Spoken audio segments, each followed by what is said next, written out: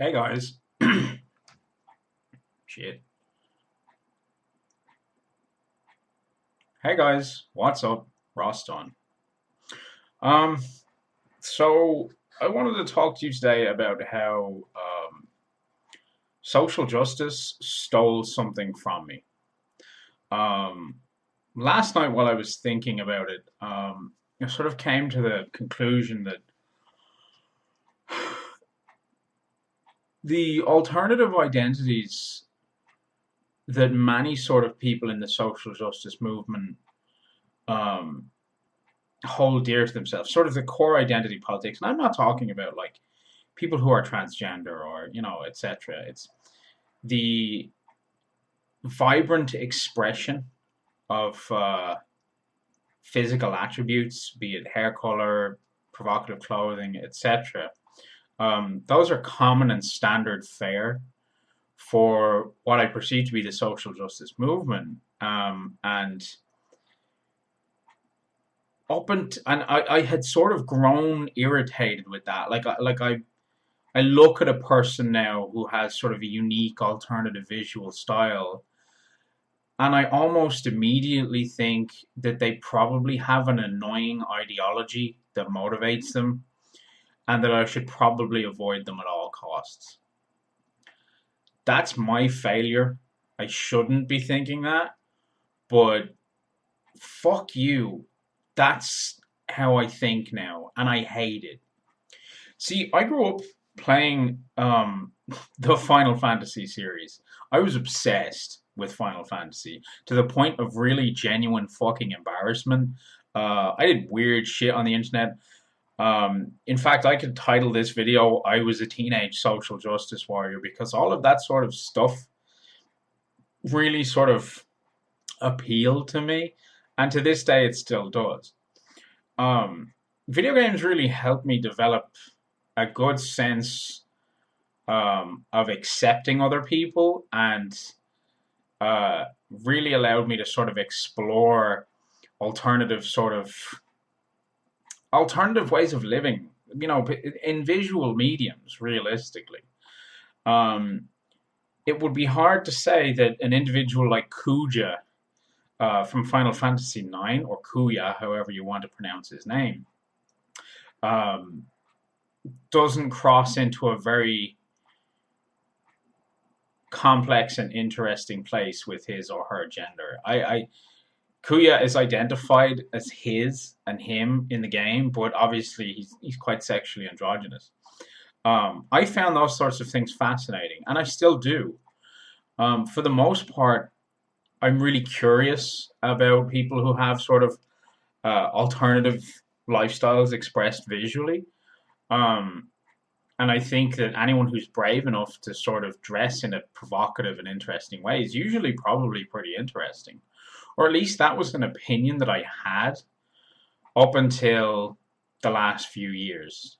I've sort of been mentally reprogrammed to avoid these kinds of people now because it's almost like making a visual statement that you have an ideology. And you're probably going to talk about it, and you're probably going to proxy your entire worldview through it. Um, I fucking hate that. I hate that I've gone over the last decade from being the sort of kid who really wanted to hang out with weird people like that because I found them attractive, provocative, and interesting, to being just finding the whole thing very obnoxious. And I pleasantly blame social justice and the regressive left for my feelings on that. Now, this is an entirely selfish little rant, and it is, but you stole something from me. You stole my acceptance and my want to be around these sorts of people, and you molested it and you maligned it against me.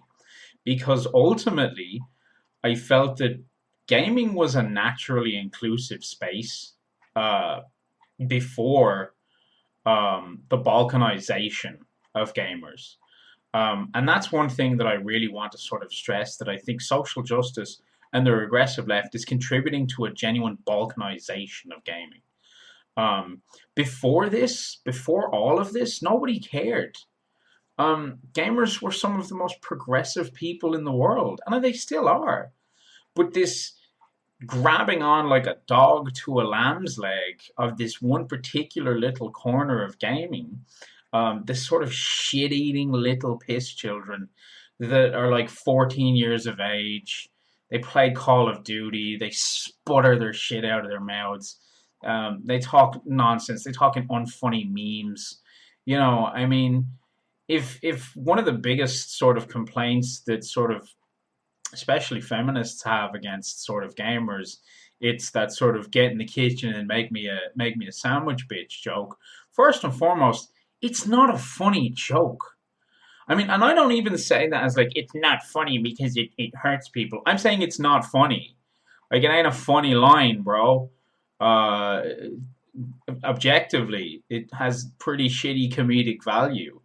Um, 90% of fat jokes aren't funny. They lack comedic value. I'm a fat dude. And if somebody tells me a really good fat joke or ribs me just right at the right time about my weight, I'll laugh because I really appreciate comedy. Consider myself a bit of a comedy geek.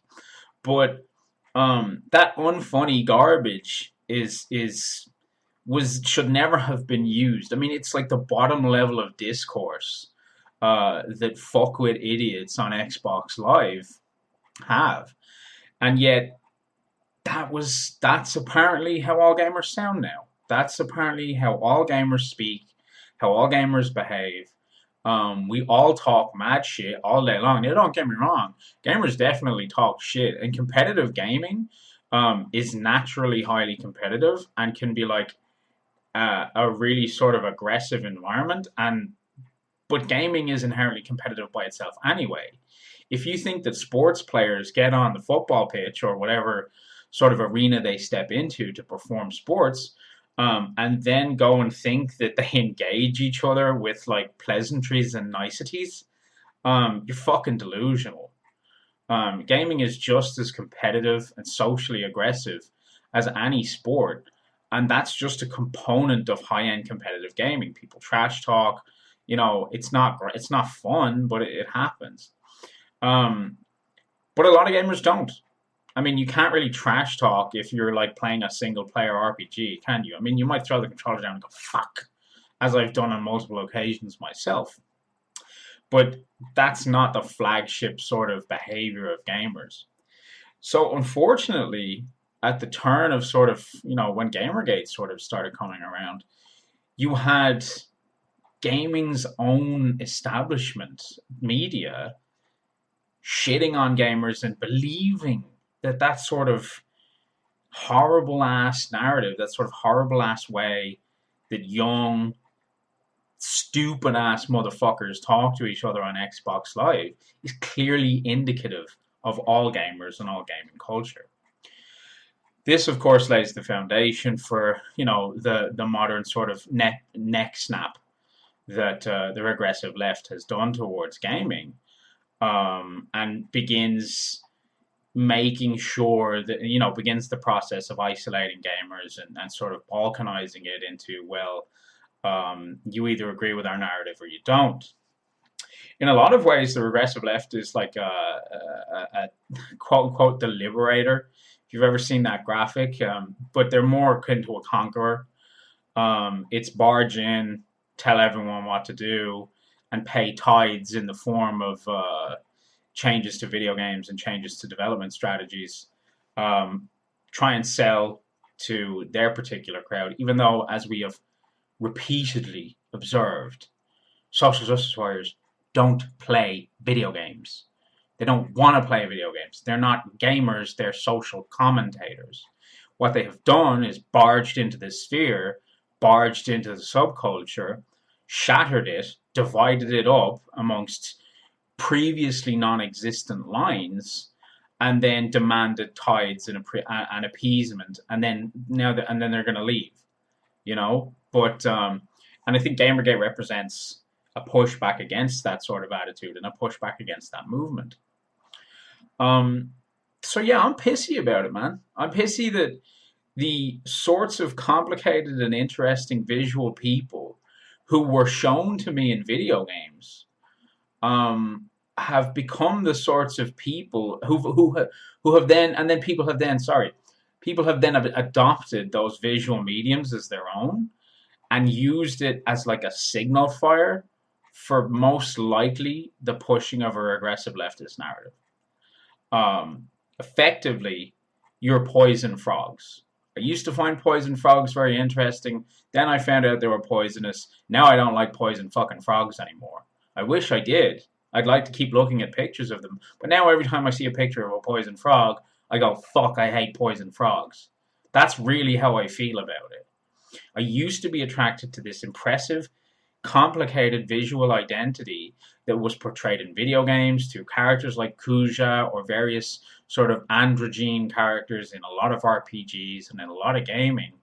These were things that I didn't notice before because I felt that they were a part of the identity of gaming. I didn't consider them to be controversial or antagonistic, and they didn't threaten me personally. Of course, really, I didn't even need to have some sort of education about accepting LGBT groups because I considered it normal. I didn't consider it strange. Anyway, that's how I feel about it. I feel that a culture I once loved and adored has been balkanized by angry people looking for a fight where there wasn't one, making a vicious and insignificant minority within gaming appear as the overall collective majority, and then in turn using that to wield a horrible power and to silence people who are critical and didn't feel like going exactly with the flow. Video games have always been a diverse place. I don't think that's going to change. I don't think forcing BioWare to androgynize all of their characters and intentionally debeautify the characters for the sake of appeasing somebody, I don't think that's going to make any progress. I don't think that's going to help anyone. I'm glad that modern sort of scholars, and I've discussed this before, are identifying these people, identifying the regressive left and calling them out. But hopefully the damage hasn't been too severe in gaming. I still want to see complex, colorful, interesting, and alternative people in video games. But I don't need it to be done because somebody with an authoritarian streak held the developers' feet to the fire and threatened them over Twitter or whatever platform they needed to make these changes. They were already there. We already appreciated them, and I don't feel that much needs to change. I agree that representation should be a little bit better. People should be more authentic, and the reality should be a little closer to home. I don't think video games should cater to children, or at least not to annoying 14-year-olds on Xbox Live. And I certainly don't think that annoying 14-year-olds on Xbox Live are representative of gaming as a whole. Anyway, that's how I feel about it. I'm Ross Dunn. Like, comment, subscribe.